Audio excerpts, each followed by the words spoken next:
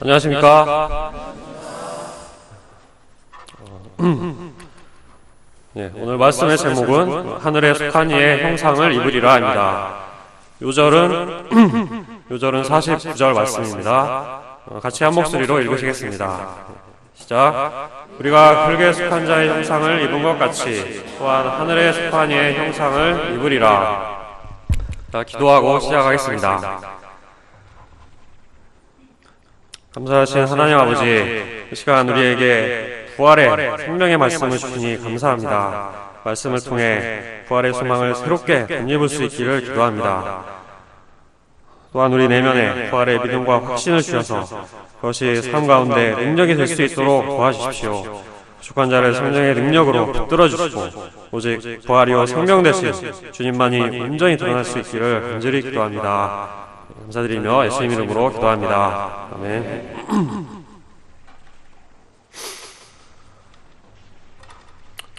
전도서 3장 11절은 하나님께서 사람들에게 영원을 사모하는 마음을 주셨다고 말하고 있습니다. 그래서 인간의 깊은 마음속에는 영원에 대한 갈망이 있습니다. 인류의 모든 문명이 영생을 향한 욕망 때문에 진보했다고 할 수 있습니다. 이는 종교와 예술의 원동력이 되고 미라와 피라미드에서 보듯이 의학과 수학 발전의 밑거름이 되었습니다. 그러나 아무리 발버둥을 쳐도 인간은 영원히 살 수 없습니다. 반드시 죽을 수밖에 없지만 영원을 꿈꾸는 모순된 존재가 바로 인간입니다. 이런 우리에게 성경은 놀라운 이야기를 들려줍니다. 예수님이 성경대로 우리 죄를 위하여 죽으시고 장사 지낸 바 되셨다가 성경대로 사흘 만에 다시 살아나셨다는 것입니다. 예수님으로 말미암아 우리는 죄와 죽음을 이기고 부활하게 되었습니다. 이 놀랍고 영광스러운 부활의 소망을 이 시간 새롭게 덧입을 수 있기를 기도합니다. 그리고 부활의 믿음으로 이 땅 가운데서 어떻게 살아야 하는가 볼 수 있기를 기도합니다. 파트 1, 어떻게 다시 살아나는가. 35절을 보십시오. 누가 묻기를 죽은 자들이 어떻게 다시 살아나며 어떠한 몸으로 오느냐 하리니, 고린도 성도들 중에는 죽은 사람이 어떻게 다시 살아나며 어떤 몸을 갖게 되는지 묻는 자들이 있었습니다. 매년 부활절 메시지를 듣고 부활장을 암송하는 우리도 현실 속에서 분주하게 살다 보면 부활이 막연하게 느껴지기 쉽습니다. 또 현재의 몸을 볼 때 부활할 몸의 이미지가 잘 그려지지 않습니다. 우리 육체가 죽으면 효소와 박테리아의 작용으로 부패하기 시작합니다. 결국 살은 흐물흐물 녹아 액체화되어 땅으로 스며들게 됩니다. 오랜 시간 후에 백골로 진토가 되어 사라집니다. 이런 몸이 어떻게 다시 살아날 수 있습니까? 사고를 당해 팔다리가 없거나 불치병에 걸린 육체도 있습니다. 이들은 프랑켄슈타인이나 좀비처럼 끔찍한 모습으로 살아날까요? 어떤 이들은 안구나 장기를 기증하기도 합니다. 그러면 부활할 때 그 장기는 누구의 것입니까? 또 성형수술을 한 사람은 어떻게 될까요? 많은 돈과 시간과 노력을 들여 완전체에 가까워졌는데 다시 부활할 때 초기화된다면 얼마나 억울하겠습니까? 또한 어린아이로 죽은 사람도 있고 젊은이로 죽은 사람도 있고 늙어서 죽은 사람도 있습니다. 이들은 각각 어떤 몸으로 부활하게 됩니까? 따져볼수록 머리가 복잡해지고 부활에 대해 부정적인 생각이 듭니다. 이러한 의문들에 대해 사도 바울은 뭐라고 합니까? 36절 첫 부분을 보십시오. 어리석은 자여. 바울은 이런 질문을 하는 사람을 어리석은 자라고 부릅니다. 왜냐하면 천지 만물을 창조하신 전능하신 하나님을 조금이라도 염두에 두었다면, 또한 자연의 이치를 조금만 생각해 본다면 부활의 때에 어떤 몸으로 다시 살아나는가 하는 문제는 쉽게 풀리기 때문입니다. 36절을 같이 읽어보시겠습니다. 시작. 어리석은 자여, 내가 뿌리는 씨가 죽지 않으면 살아나지 못하겠고. 사도 바울은 주변에서 흔히 볼 수 있는 씨를 통해 부활의 원리를 설명하고 있습니다. 땅에 뿌린 씨는 죽어야 살아날 수 있습니다. 이것은 절대 불변의 자연 법칙입니다. 씨를 땅에 심으면 썩고 분해되어 마치 죽는 것처럼 보입니다. 그러나 실제로는 씨앗 속에 배와 배젖이 깨어나서 자라기 시작합니다. 배가 배젖을 먹고 싹을 틔우며 살아나는 것입니다. 우리가 죽어서 땅에 묻히는 것은 마치 씨를 씹는 것과 같습니다. 죽은 씨를 살아나게 하시는 하나님이 우리도 부활의 몸으로 다시 살아나게 하실 것입니다. 37절에서 38절을 보십시오. 또 내가 뿌리는 것은 장래의 형체를 뿌리는 것이 아니오 다만 밀이나 다른 것의 알맹이 뿐이로되 하나님이 그 뜻대로 그에게 형체를 주시되 각 종자에게 그 형체를 주시느니라. 땅에 씨를 뿌릴 때 다 자란 형체가 아니라 알맹이를 뿌립니다. 그러면 하나님께서 그 뜻대로 각 종자에게 새로운 형체를 주십니다. 씨는 대부분 시커멓고 못생겼습니다. 너무나 작고 주름지고 볼품이 없습니다. 그러나 그 씨로부터 온갖 다양한 식물들이 나오게 됩니다. 형형색색 어여쁜 꽃이 피어나고 우람한 나무로 자라나기도 합니다. 씨와 그 식물은 완전히 다른 존재로 보이지만 본질상 동일하며 연속된 존재입니다. 이는 우리의 부활에도 똑같이 적용됩니다. 부활하여 새로운 몸을 입어도 나의 본질은 그대로입니다. 이 세상의 삶과 부활 후의 삶은 단절되지 않고 연속되며 상호간에 깊은 관계가 있는 것입니다. 그것을 생각하면 지금 이 땅에서의 삶도 대충 아무렇게나 살 수 없습니다. 39절을 보십시오.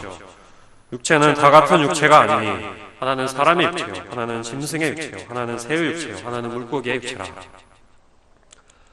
식물의 예로 충분하지 않다면 이번에는 동물의 왕국을 보라고 합니다. 육체에도 여러 가지 다양한 형태가 있습니다. 사람의 육체, 짐승의 육체, 새의 육체, 물고기의 육체가 있습니다. 하나님은 각 생물에게 적합한 육체를 주셨습니다. 사람에게는 용량이 큰 두뇌와 섬세한 손과 튼튼한 다리를 주셨습니다. 또 짐승들에게는 달리기에 좋은 네 다리와 예민한 청과 후각을 주셨습니다.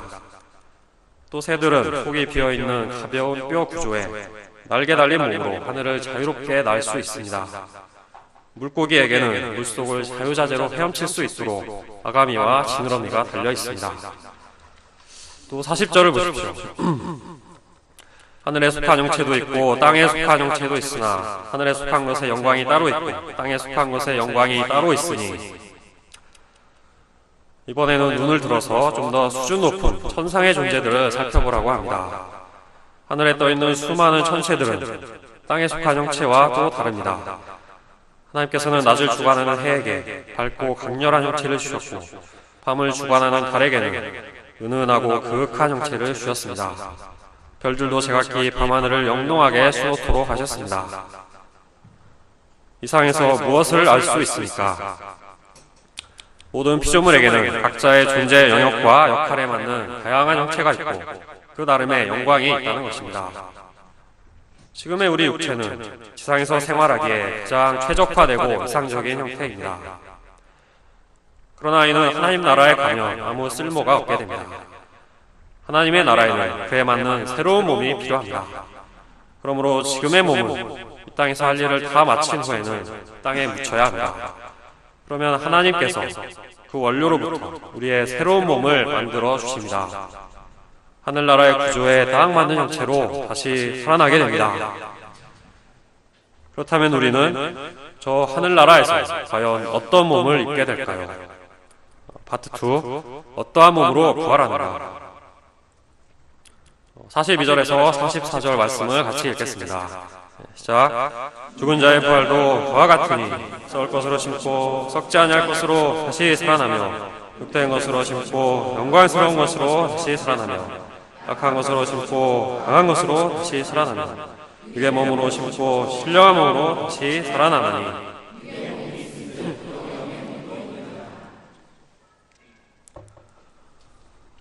바울은 현재의 몸과 대조하여 부활의 몸의 속성을 설명하고 있습니다. 죽은 자가 부활할 때 어떠한 몸으로 살아나게 됩니까? 첫째, 썩을 것으로 심고 썩지 아니할 것으로 다시 살아납니다. 지금 우리의 몸은 근본적으로 썩을 몸입니다. 썩는다는 것은 일시적이요, 한계적이요, 불완전하다는 것입니다. 그럼에도 사람들은 육체를 우상과 같이 숭배합니다. 남성들은 잘 다듬어진 근육과 빨래판 복근을 만들기 위해 구슬땀을 흘립니다. 여성들은 뽀샤시한 피부와 S라인 몸매를 유지하기 위해 열심히 꾸미고 관리합니다. 하지만 흘러가는 세월을 막을 수 없습니다.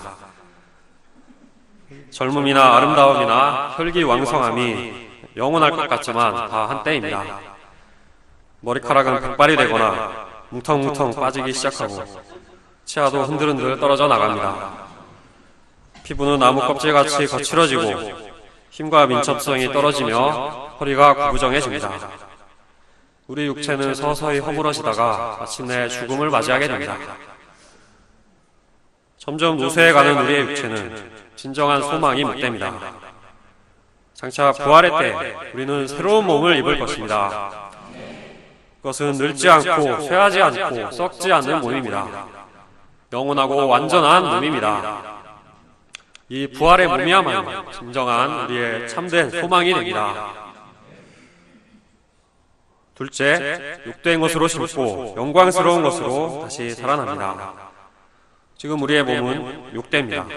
아무리 깨끗하고 좋은 것이 들어가도 나오는 것은 지저분하고 고약한 냄새가 납니다.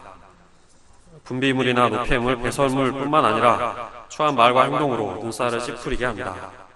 우리의 속사람은 선을 행하고 싶지만 육체의 욕망이 우리를 원치 않는 부끄러운 죄로 이끌어갑니다. 사랑하고 싶지만 나도 모르게 미워하고 시기하며 또 거룩하고 싶지만 더럽고 추한 정욕의 노예가 됩니다. 죄의종된 육신으로 인해 온통 후회할 일만 남기며 살아갑니다. 그러나 부활의 때에는 이 욕된 몸을 벗어버리고 영광스러운 몸으로 다시 살아날 것입니다. 더 이상 죄의 종노릇하지 않는 하나님의 자녀들의 영광의 자유를 누리는 몸을 입게 됩니다. 셋째, 약한 것으로 심고 강한 것으로 다시 살아납니다. 지금 우리의 몸은 약합니다. 쉽게 상처가 나고 부러지며 조금만 무리하면 몸살이 납니다. 항상 피곤에 쩔어 있습니다. 작은 바이러스 때문에 알아눕기도 하고 극소량의 독에 마비되어 죽을 수도 있습니다. 몸만 병드는 것이 아니라 마음도 병에 걸립니다.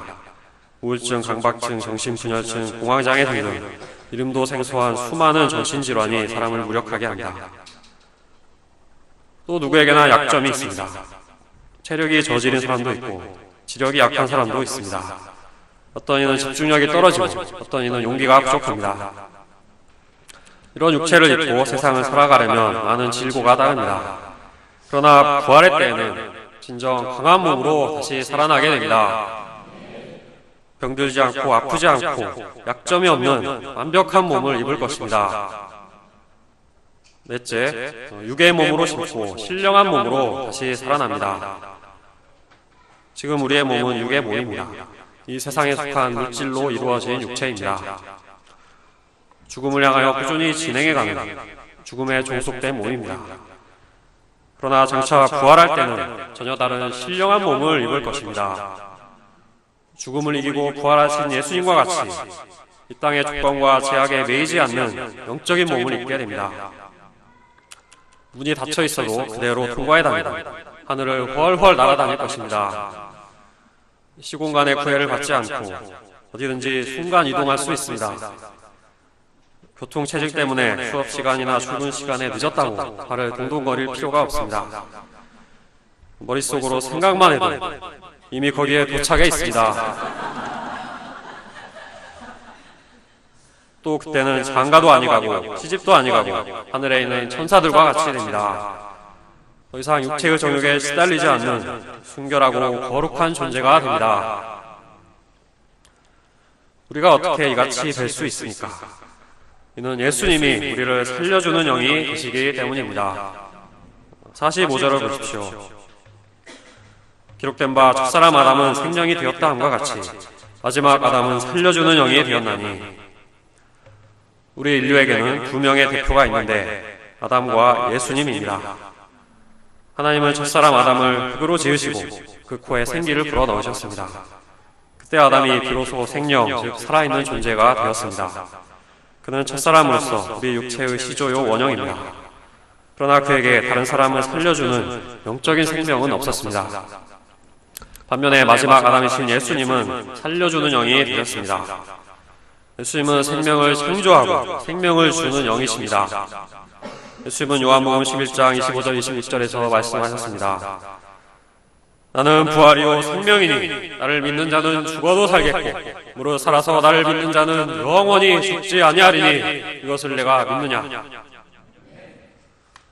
예수님은 부활이며 생명의 원천이 되십니다. 죄로 죽은 우리 영혼에 새 생명을 주시고 또 우리 육체를 장차 새로운 형체로 부활하게 하십니다. 예수님께서 주시는 생명을 받는 사람은 영원히 죽지 않습니다. 46절에서 49절을 보십시오. 저와 여러분이 한 절씩 교독하시겠습니다. 그러나 먼저는 신령한 사람이 아니요 육의 사람이요 그 다음에 신령한 사람이니라.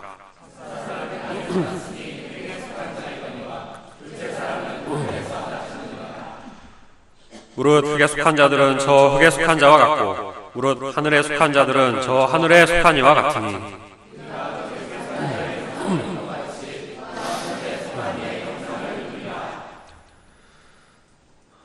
아담은 육의 사람으로 땅에서 났으니 흙에 속한 자입니다. 반면에 둘째 사람 예수님은 성령으로 말미암아 잉태되신 신령한 사람으로 하늘에서 나셨습니다. 모든 인류는 아담의 후손으로서 그의 형상, 즉 흙에 속한 몸을 물려받았습니다. 그 기원과 본질이 흙으로 말미암았으며 땅에 속한 모든 연약함으로 고통을 받습니다. 바울은 이 몸을 장막집으로 표현했습니다.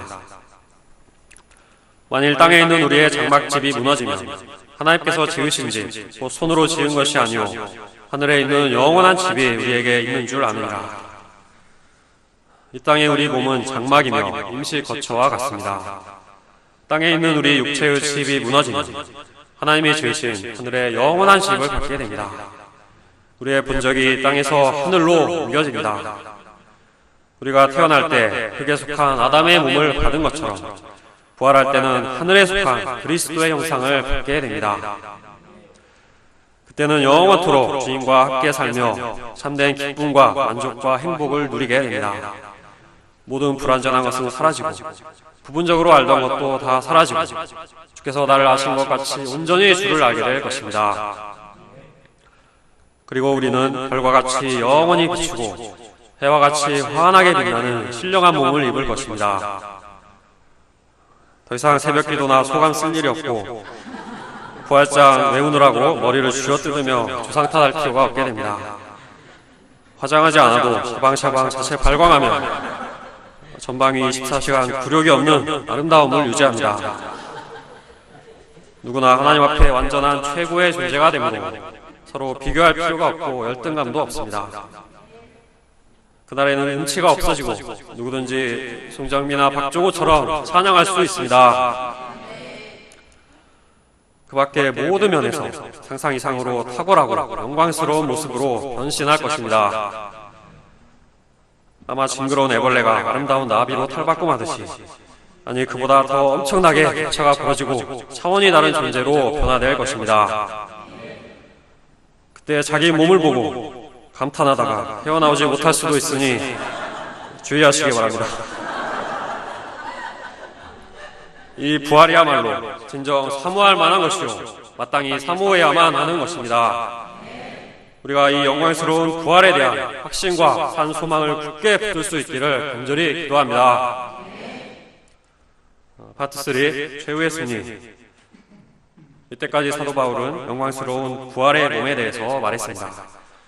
그리고 이제는 우리 몸이 부활하는 순간을 이야기하며 최후의 승리를 노래합니다. 50절을 보십시오. 형제들아, 내가 이것을 말하노니 혈과 육은 하나님 나라를 이어받을 수 없고 또한 썩는 것은 썩지 아니하는 것을 유업으로 받지 못하느니라. 혈과 육으로 된 몸, 이 땅의 썩을 몸은 하나님의 나라를 물려받을 수 없습니다. 하나님 나라의 입국 심사를 통과할 수 없습니다. 지구인이 우주에 가려면 우주복을 입어야 하듯이 하나님 나라에 가려면 신령한 몸을 입어야 합니다. 혈과 육에 속한 것을 벗어버리고 썩지 않는 몸으로 부활해야 합니다. 이 부활은 마지막 날 일어나는 신비하고 놀라운 비밀입니다. 51절에서 52절 말씀을 같이 읽어보시겠습니다. 시작.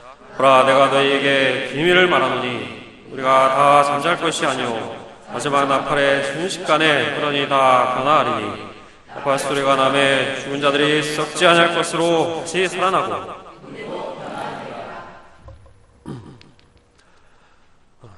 마지막 날 나팔 소리와 함께 주님께서 재림하실 때 이미 죽은 자들도 있고 아직 살아있는 자들도 있을 것입니다. 죽은 자들은 부활하겠지만 살아있는 자들은 어떻게 됩니까? 순서대로 모두 다 후련히 변화할 것입니다. 데살로니가전서 4장 16절 17절은 말합니다. 같이 읽어보시겠습니다. 시작. 주께서 호령과 천사장의 소리와 하나님의 나팔 소리로 진이 하늘로부터 강림하시리니 그리스도 안에서 죽은 자들이 먼저 일어나고 그 후에 우리 살아남은 자들도 그들과 함께 구름 속으로 끌어올려 공중에서 주를 영접하게 하시리니 우리가 항상 주와 함께 있으리라. 예수님께서 구름을 타고 내려오실 때 죽었던 성도들은 무덤에서 일어나 신령한 몸으로 변화됩니다. 그리고 살아있는 성도들은 죽음을 보지 않고 곧바로 변화될 것입니다. 이 모든 일이 눈 깜빡할 틈도 없이 순식간에 이루어집니다. 그나라에 선한 일을 행한 자는 생명의 부활로, 악한 일을 행한 자는 심판의 부활로 나올 것입니다. 끝까지 부활의 주님을 믿지 않고 주님과 관계없이 살던 사람은 하나님 나라에 들어갈 수 없습니다. 높이 뛰기를 아무리 잘해도 비행기를 타도 우주선을 타도 못 올라갑니다. 그러나 믿는 자들은 공중에 올라가 큰 영광 가운데 계신 주님을 영접하게 됩니다. 그토록 사모하고 기대하던 주님을 만나 큰 위로를 받고 주님과 영원히 함께 있을 것입니다. 그날에는 이 썩을 것이 반드시 썩지 아니할 것을 입겠고 이 죽을 것이 죽지 아니함을 입을 것입니다. 우리의 낮고 비천한 몸이 반드시 불멸과 불사의 몸을 입게 될 것입니다. 이 얼마나 놀라운 비밀입니까? 이 얼마나 감격스럽고 흥분되고 기대되는 일입니까?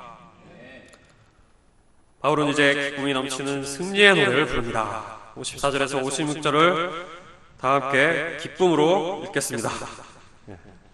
시작. 이 썩을 것이 썩지 아니함을 입고 이 죽을 것이 죽지 아니함을 입을 때에는 사망을 삼키고 일이라고 기록된 말씀이 이루어지리라. 사망아, 너의 승리가 어디 있느냐? 사망아, 내가 쏘는 것이 어디 있느냐? 사망이 쏘는 것은 죄요, 죄의 권능은 율법이라. 이때까지 죽음은 모든 것을 삼켜버리는 괴물과 같았습니다. 모든 인생들이 예외 없이 죽음에게 삼킨 바 되었습니다. 누구나 죽음의 권세 앞에 비참하게 굴복하여 벌벌 떨 수밖에 없었습니다. 죽음은 우리 인생에 늘 어두운 그림자를 드리우며 모든 행복과 만족을 일시적인 것으로 만들어버렸습니다. 냉정하고 무자비한 정복자요, 험악한 폭군이었습니다. 이는 사망에게 쏘는 힘이 있기 때문입니다. 그것은 죄의 독침과 화살입니다. 사망이 죄를 쏘면 죄가 우리 몸에 꽂히고 율법의 원리가 작용됩니다. 율법은 모든 인간이 죄인임을 깨닫게 하고 가차없이 정죄하며 죄의 삭스로 죽음을 선고합니다. 결국 죄와 율법의 권능 때문에 모든 사람이 죽게 된 것입니다. 예수님은 십자가를 통하여 이런 우리를 죄로부터 속량하셨고 율법의 정죄함으로부터 자유를 주셨습니다. 그리고 3일 만에 무덤에서 부활하심으로 죽음 권세를 깨트리셨습니다.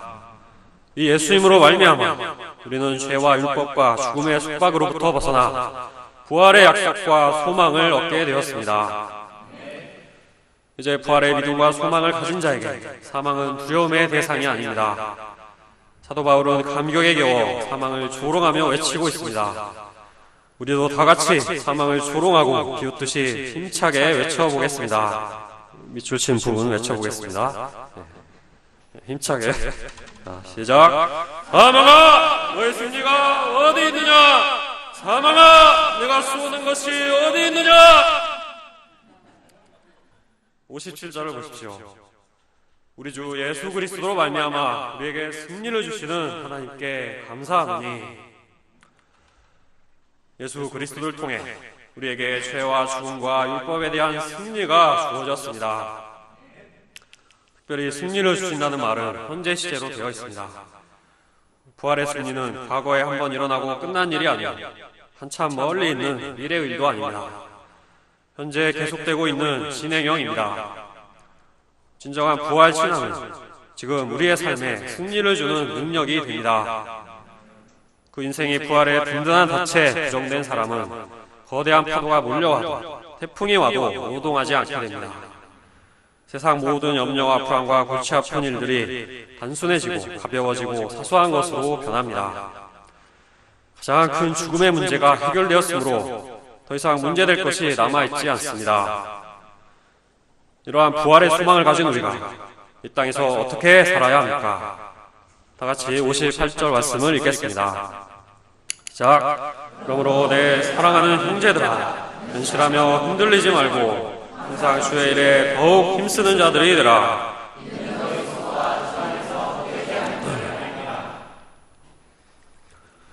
우리는 눈에 보이는 세상 것들에 흔들리기 쉽습니다. 육체의 본성은 가시적이고 즉각적인 결과를 바라기 때문입니다. 세상 욕심과 장래에 대한 두려움, 비교의식이 우리 마음을 날마다 뒤흔듭니다. 손만 뻗으면 잡힐 것 같은 육신의 정욕과 안목의 정욕과 이생의 자랑에 마음을 빼앗깁니다. 그러나 이 세상의 실상은 헛되고 헛됩니다. 많은 사람들이 단시간에 일확천금을 벌고자 주식 투자에 불나방처럼 뛰어든다고 합니다. 하지만 개미 투자자의 99%는 결국 손해를 봅니다. 정부력과 자금력이 막강한 외국인과 기관에게 상대가 안 되기 때문입니다. 그런데도 손해를 만회하고 싶은 욕심 때문에 발목이 잡혀버립니다. 입을 것 안 입고 먹을 것 안 먹고 평생 모은 돈을 하루아침에 날려버리기도 합니다. 세상은 이처럼 우리로 하여금 허황된 것에 투자하고 그것에 끌려다니게 만듭니다. 권세나 부귀나 쾌락이나 명예 등 이 땅의 모든 것은 바람처럼 빠져나가고 거품처럼 꺼져버리는 헛된 것들입니다. 반면에 주의 일, 주님을 위해 수고한 것은 절대로 결단코 헛되지 않습니다. 부활이 있기 때문에 하나님 나라에서의 영원한 삶이 있기 때문입니다. 우리가 주님께 바치고 헌신한 것은 원금 보장 100%의 100배 이자가 주어지는 가장 안전한 저축입니다. 주님이 다 갚아주심으로 죄의 일만이 헛되지 않고 영원한 가치가 있습니다. 이러한 부활의 신앙으로 사는 사람이 모든 것을 가진 사람이며 진정으로 복된 사람입니다. 우리 모두가 이 부활의 복음 위에 굳게 서서 흔들리지 않고 항상 주의 일에 더욱 힘쓰는 자들이 될 수 있기를 기도합니다. 말씀을 준비하는 가운데 부활의 영광과 소망이 제 안에 새롭게 들어오는 것을 느끼게 됩니다. 그리고 부활의 예수님을 만나기 전 과거 저의 삶이 어떠했는지 다시 돌아보게 되었습니다. 저는 내성적인 성격과 자의식이 심하여 하루 종일 겨우 한두 마디 말하던 자였습니다. 무덤처럼 적막하고 쓸쓸하고 죽어있는 삶을 살았습니다. 하나님의 은혜로 고대 경영학과에 들어왔지만 이런 제가 앞으로 무엇을 할지 아무라고 답답했습니다. 어떤 목자님은 만화방 사장이 꿈이었다고 하는데 저는 그런 꿈조차 없었습니다. 목숨은 겨우 붙어 있었지만 날마다 허무와 무기력과 죄 가운데 생각 없이 살던 고깃덩어리일 뿐이었습니다. 이런 제가 예수님을 만난 뒤에는 완전히 변화되었습니다. 지금처럼 사람들 앞에서 메시지를 전하고 말씀을 가르치는 것은 예전에 저라면 죽었다 깨어나도 못할 일입니다. 부활이요 생명 되신 주님께서 살았으나 죽은 자 같던 나를 살리시고 이 주님을 전함으로 다른 이도 살리는 놀라운 역사를 지금 이루고 계십니다. 생명력이 충만한 승리의 삶을 살게 하시는 부활의 주님을 찬양합니다. 이렇게 엄청난 변화를 이루어주신 주님께서 부활 때에는 얼마나 놀랄 만한 일을 행하실지 벌써부터 기대가 됩니다. 제가 세상 유혹에 항상 흔들리는 자신을 말씀 앞에 날마다 회개하고 부활의 소망을 굳게 붙잡을 수 있기를 기도합니다. 그리고 항상 주의 일을 가장 먼저 힘써 섬기는 자가 될 수 있기를 간절히 기도합니다. 앞서 인용했던 말씀에서 사도 바울은 우리 육신을 장막에 비유했습니다. 원어로 보면 장막은 임시 가설한 연극 무대라는 의미도 있습니다. 우리의 짧은 인생은 무대 위에서 공연하는 연극과도 같습니다. 우리는 하나님의 각본에 따라 주어진 개혁을 잠시 연기하고 있는 셈입니다. 연극이 끝나면 퇴장하고 배우의 옷을 벗지만 자기 역할에 대한 평가를 받게 됩니다. 그와 같이 마지막 날 부활의 때 하나님께서는 각자 처한 곳에서 어떻게 하나님의 뜻을 쫓아 살았는가 판단하실 것입니다. 여러분은 어떤 배우가 되기를 원하십니까? 각본 무시하고 내 멋대로 성의 없는 발연기를 하시겠습니까? 아니면 각본을 200% 살리고 메소드 연기로 감동을 주는 명품 배우가 되시겠습니까? 아카데미나 오스카상에 비할 수 없는 영광스러운 하늘의 상급을 바라보며 부활의 소망을 굳게 붙들고 이 땅에서 주의 일에 더욱 힘쓰는 우리 모두가 될 수 있기를 간절히 기도합니다. 요절 말씀 49절 읽고 기도하고 마치겠습니다. 시작. 우리가 흙에 속한 자의 형상을 입은 것 같이 또한 하늘에 속한 이의 형상을 입으리라. 기도하겠습니다. 하나님 아버지 감사합니다. 이 시간 우리에게 참으로 영광스러운 부활의 소망과 믿음을 주시니 감사를 드립니다. 이 땅에 속하여 썩고 욕되고 약하고 죽을 수밖에 없는 우리의 몸이 썩지 않고 영광스럽고 강한 부활의 몸으로 변하게 될 소망을 덧입게 됩니다. 십자가와 부활을 통해 죄와 죽음을 이기심으로 우리에게 부활과 승리를 주신 주님께 감사와 찬송을 드립니다. 이제는 우리가 부활의 믿음과 소망 가운데 살 수 있기를 기도합니다. 세상 가운데 흔들리지 말고 항상 주의 일에 더욱 힘쓸 수 있도록 도와주십시오. 또 부활의 소망을 굳게 붙들므로 헛되지 않고 썩지 않고 영원한 것을 위해 살 수 있기를 간절히 기도합니다. 감사드리며 예수님 이름으로 기도합니다. 네.